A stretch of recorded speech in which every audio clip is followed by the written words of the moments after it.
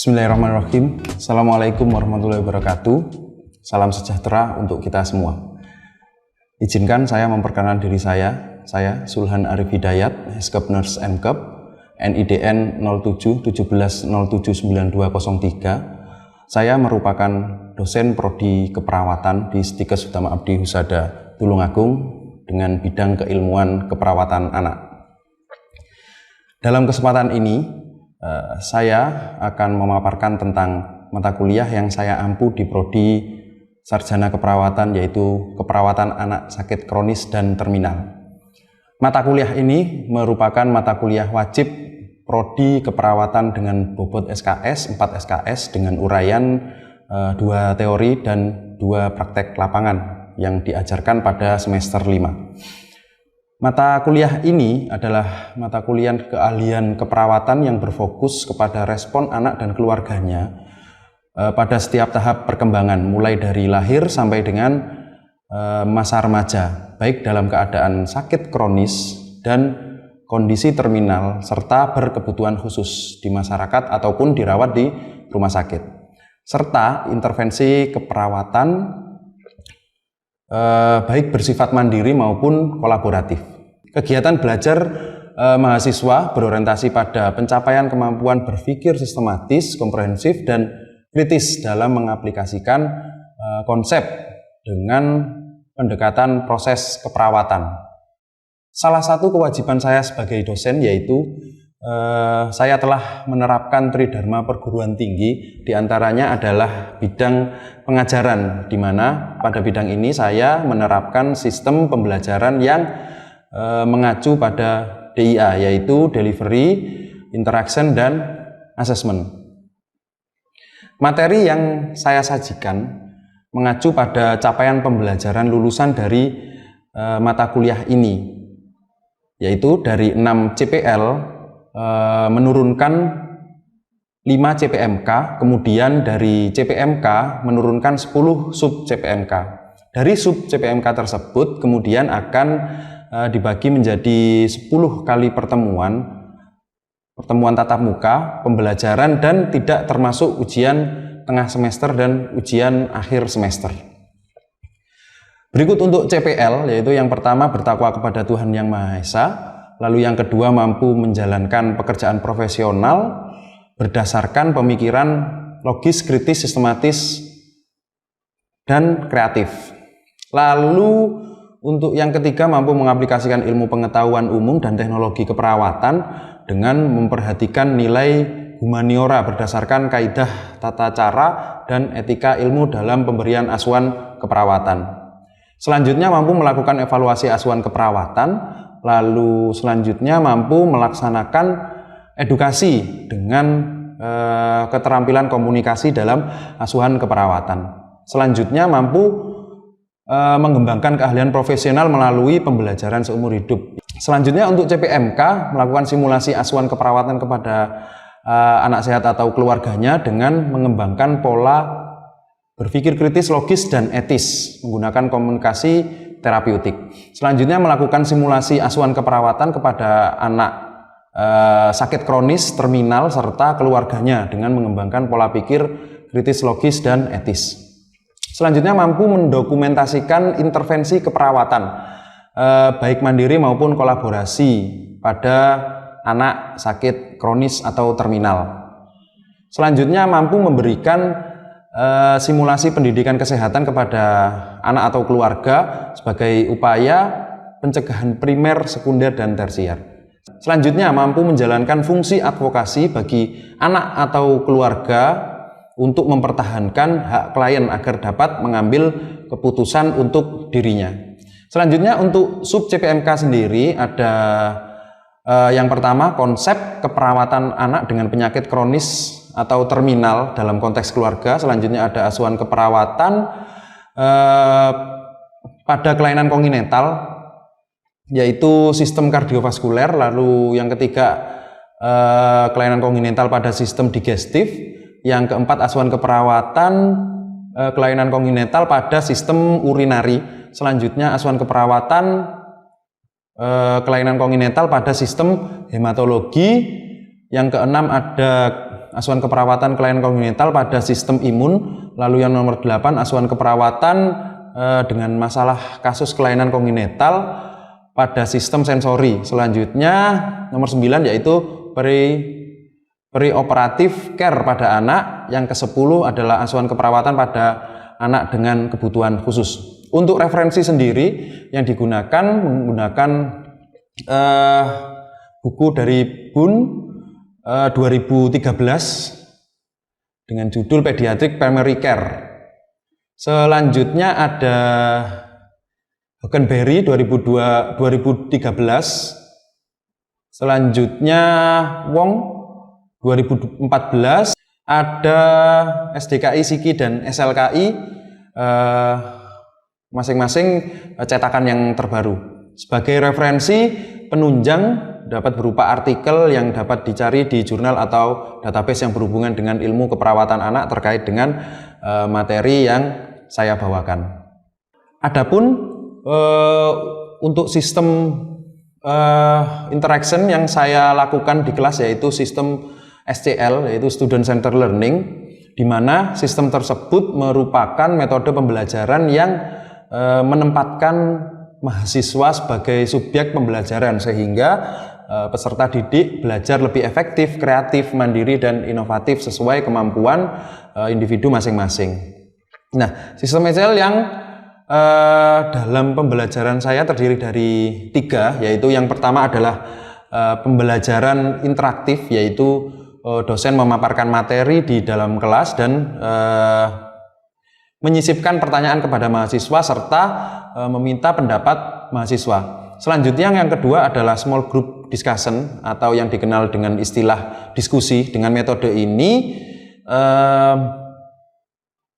pembelajaran betul-betul melibatkan antara kelompok siswa atau kelompok siswa dengan pengajar untuk menganalisis, menggali, dan memperdebatkan topik-topik tertentu. Selanjutnya yang ketiga yaitu self-direction learning, di mana metode ini berbentuk pemberian tugas belajar kepada siswa sampai tugas membaca kemudian membuat ringkasan. Adapun platform yang saya gunakan yaitu Learning Management System atau yang dikenal dengan istilah LMS, di mana pada menu LMS tersebut yaitu yang kita gunakan adalah Google Classroom. Mahasiswa akan mengisi absen kelas, mengunduh materi perkuliahan, lalu pengumpulan tugas dan lainnya. Itulah model aspek introduction yang saya terapkan dalam pembelajaran yang saya bawakan. Selanjutnya, indikator penilaian yang saya gunakan terdiri dari beberapa bagian, yaitu pertama, kehadiran dan sikap mahasiswa dengan bobot 20%, selanjutnya kemudian penugasan dengan bobot 20%, kemudian untuk ujian tengah semester ini 30%, untuk ujian akhir semester sama yaitu 30%. Nah, dari hasil asesmen yang saya lakukan diharapkan mahasiswa dapat mengetahui proses penilaian yang saya lakukan secara transparan dan objektif. Sebagai penutup, itulah tadi aspek yang saya terapkan dalam proses pembelajaran dalam mata kuliah yang saya lakukan, yang terdiri dari aspek delivery, aspek interaction, dan aspek assessment. Selanjutnya, saya akan menampilkan proses pembelajaran yang saya lakukan di dalam kelas. Selamat menyaksikan. Wassalamualaikum warahmatullahi wabarakatuh.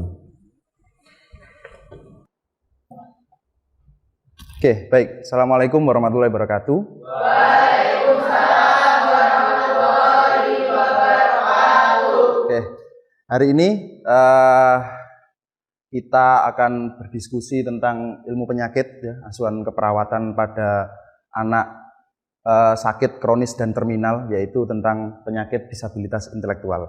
Ya, sebelum kita mulai, silahkan ketua kelas bisa membantu berdoa terlebih dahulu. Silakan ketua kelas. Sebelum kita mulai belajar hari ini, selanjutnya kita berdoa untuk kepercayaan masing-masing. Doa mulai.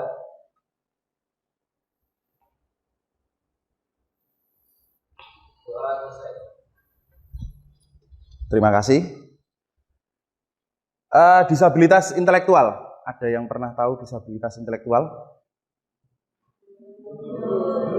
Belum?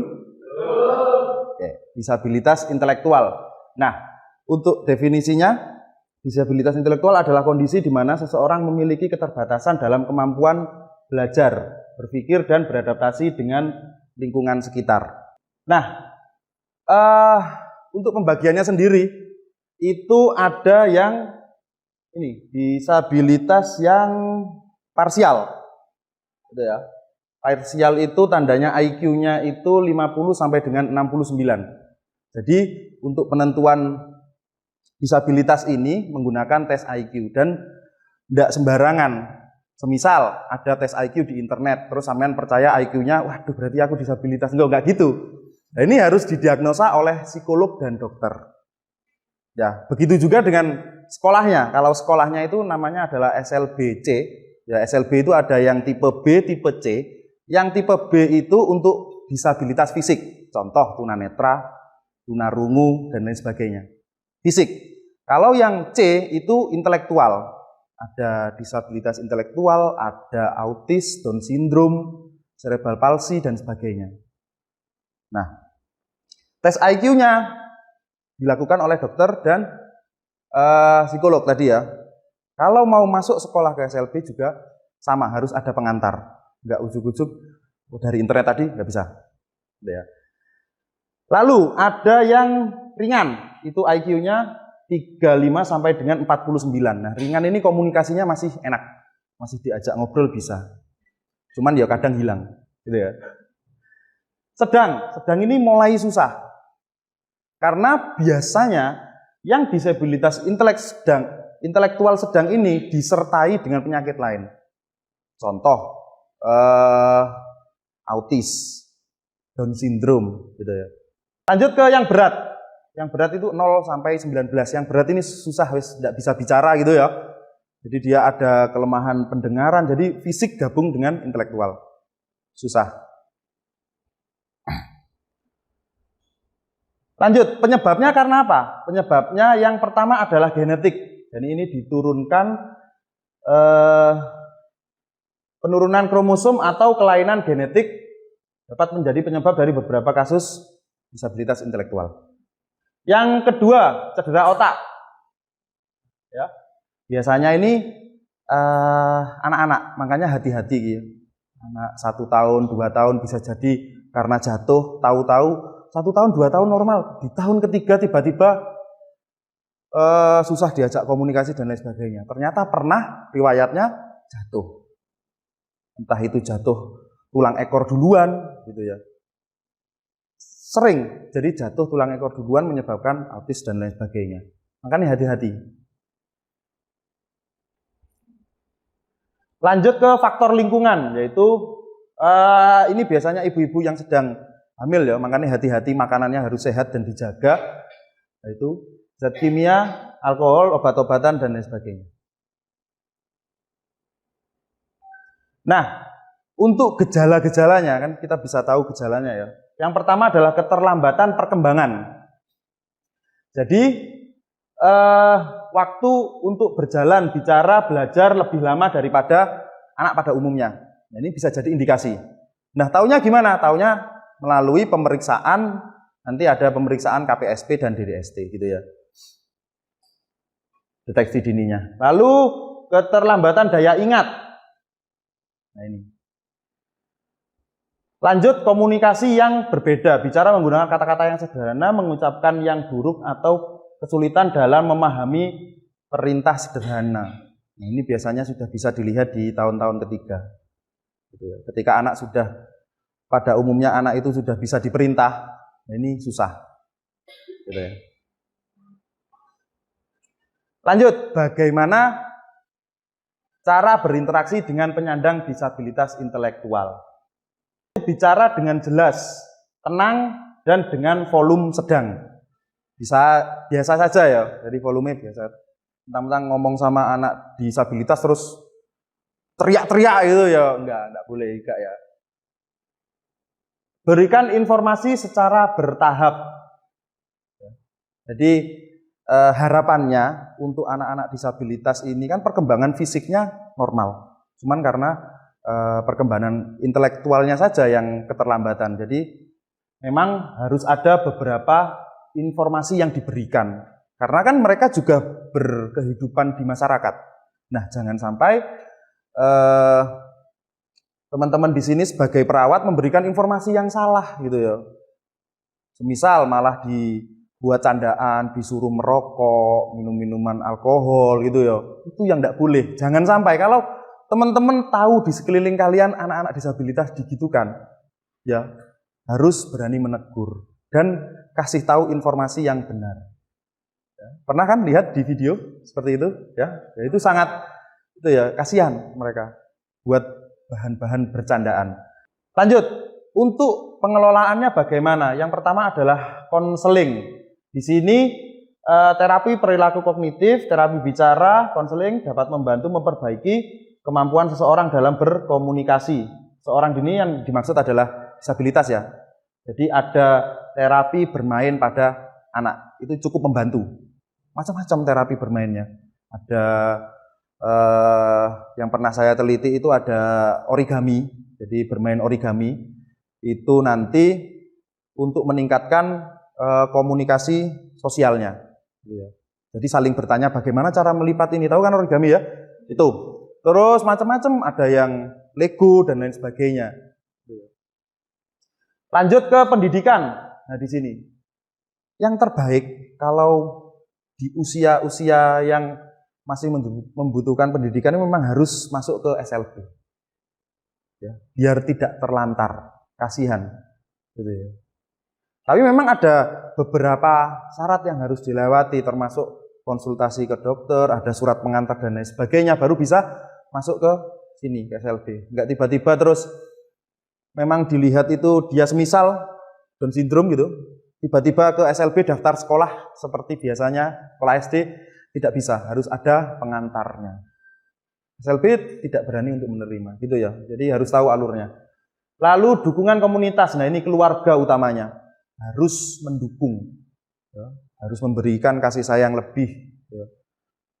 Lanjut, disabilitas pada anak-anak ini penting bagi orang tua untuk memperhatikan setiap keterlambatan dan perkembangan anak mereka. Jadi nanti kalian juga akan menjadi orang tua. Kalau sekarang masih pelajar, nah nanti bisa melakukan screening tetangga atau saudara lah terdekat. Ya. Jadi screeningnya menggunakan KPSP DDST ini untuk screening awalnya, pertumbuhan dan perkembangan gitu ya. Lanjut, peran keluarga dan masyarakat. Nah, keluarga sangat berperan dalam perkembangan anak dengan disabilitas. Dukungan keluarga membantu anak meningkatkan kemampuan serta kepercayaan diri tadi.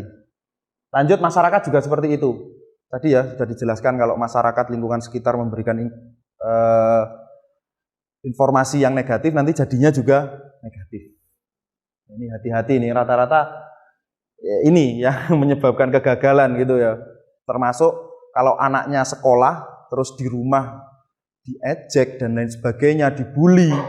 Oh, ngapain sekolah dan lain sebagainya, mending di rumah santai-santai main HP, apalagi sekarang ada HP ya. Main-main HP. Nah, itu bisa jadi nanti tidak mau sekolah lagi.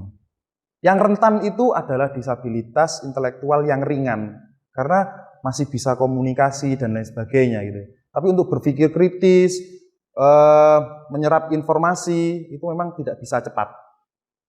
Oh, baik, sebelum kita lanjut, apakah ada pertanyaan teman-teman? Ya silakan. Namanya?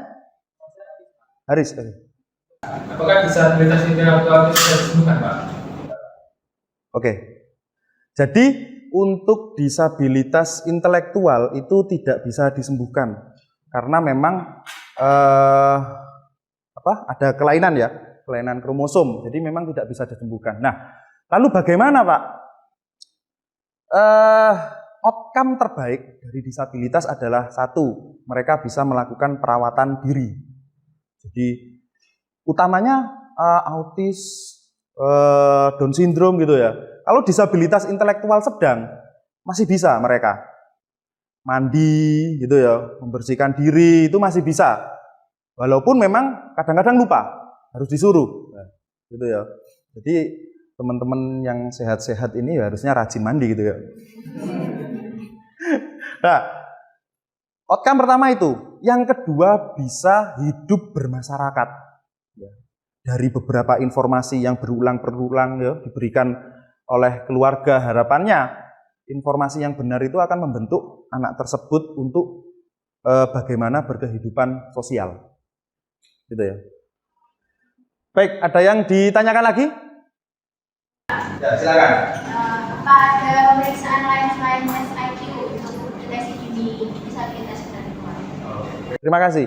Jadi untuk deteksi lain tadi itu adalah deteksi pertumbuhan dan perkembangan. Jadi bisa digunakan yang sudah sering digunakan oleh Kementerian Kesehatan yaitu KPSP dan DDST. Gitu.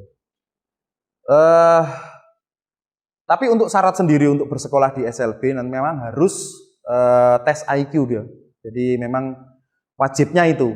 Jadi tidak bisa hanya dengan tes DDST untuk masuk sekolahnya. Gitu. Jadi deteksi dini bisa gunakan KPSP DDST, tapi untuk selanjutnya harus tetap menggunakan tes IQ. Gitu. Sudah jelas?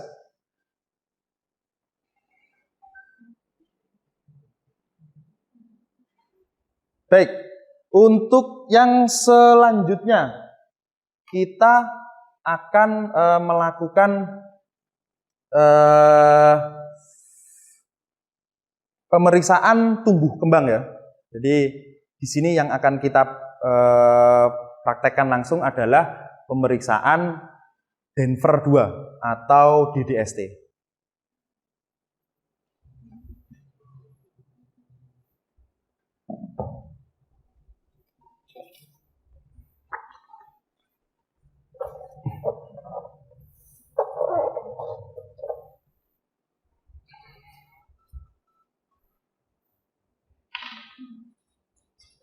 Baik, untuk kasusnya ini kasus ya, terus nanti kita akan implementasikan langsung di Denver 2 ya. Baik, saya jelaskan dulu untuk Denver 2 ini. Jadi Denver 2 ini ada komponen di sini ya. Ini adalah persentase dan warnanya berbeda. Denver 2 ini ada yang warnanya pink, ada yang hijau. Jadi di sini ada tulisan 25, 50, 75, dan 90. Artinya apa? Nah, artinya itu adalah persentase anak yang bisa melakukan. Gitu ya. Contoh, semisal nanti garisnya ada di sini.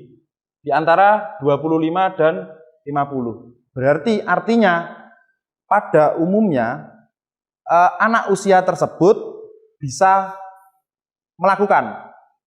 Ya, semisal garisnya tadi ya di 50. 50% anak bisa melakukan, 50-nya lagi belum bisa melakukan. Semisal di 25% anak bisa melakukan, sisanya belum bisa melakukan. Jadi tidak masalah. Kalau nanti tarik garis sesuai usia, masuknya ke kolom yang putih ini berarti tidak ada masalah. Yang jadi masalah adalah yang di merah.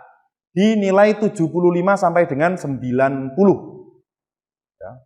Semisal garisnya ada di 80, berarti 80% anak bisa melakukan. Sisanya 20% tidak bisa, berarti ada kelainan. Nanti nulisnya adalah false. Ya. Oke. Sekarang kita coba dengan kasus tersebut. Anak Y lahir pada tanggal 12 bulan 10 2017, dibawa ke posyandu pada hari tersebut dengan keluhan badan anaknya semakin kurus. Baik. Yang pertama kita tulis adalah tanggal periksanya ya. Tanggal periksanya 1/6/2022. Selanjutnya 12/10/2017. Ini ya. Kita kurangi dari depan. Sama dengan pengurangan biasanya ya. Kita genapkan ya. 4 tahun 7 bulan, 19 hari, karena lebih dari 15 kita tambahkan jadi 8. 4 tahun 8 bulan. Oke. 4 tahun, di sini 4 tahun 6 bulan, ini 8 bulan. Ada garis di sini. Nah, ini ditarik garis ke bawah, turun. Gitu ya. Diluruskan.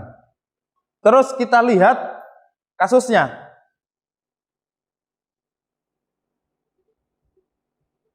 Anak tidak dapat berpakaian sendiri ya. Jadi di sini ada motorik, di sini ada personal sosial, motorik halus, bahasa, sama motorik kasar. Jadi 4 komponen itu yang akan menentukan tumbuh kembangnya. Gitu ya. Yang pertama langsung kita bacakan yang tidak dapat berpakaian sendiri. Tidak dapat berpakaian sendiri. Kita lihat di sini. Ya. Berpakaian tanpa bantuan. Ya sudah. Dia tidak bisa di sini. Berarti karena di sini melewati garis, berarti dia false. Ya, kalau false 1 meragukan, Masian. Kalau kita mau cari false delay, karena ini kasusnya terbatas ya, jadi kita tidak bisa false delay 3 ke belakang. Jadi ada istilah false delay 3 ke belakang. Jadi ini mundur dari garis. 1, 2, 3. Jadi di sini cuci dan mengeringkan tangan. Nah, kalau usia tersebut tidak bisa cuci tangan, sudah pasti dia false delay. Kalau false delay berarti dia mengalami keterlambatan. Nah, itu harus dirujuk false delay. Kalau hanya false saja, itu masih bisa di konseling. Ini berlaku di semua pemeriksaan. Jadi nanti silakan di cross check dengan pemeriksaan yang lain. Kalau 1 false berarti dia apa tadi? Meragukan. Artinya di konseling lalu diperiksa lagi 2 minggu kemudian. Kalau 2 false delay, 2 false. 2 bisa dikatakan false delay. Gitu ya. Tapi kalau ada false 1 tapi di tiap bagian, false.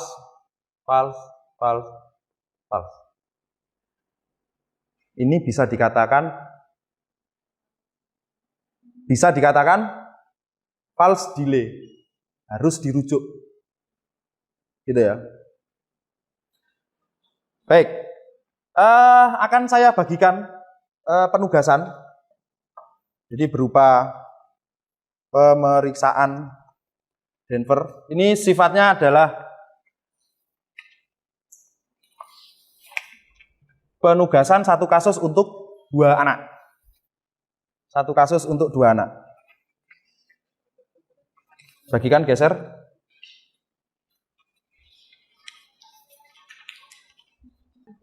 Nah, di situ ada beberapa kasus ya.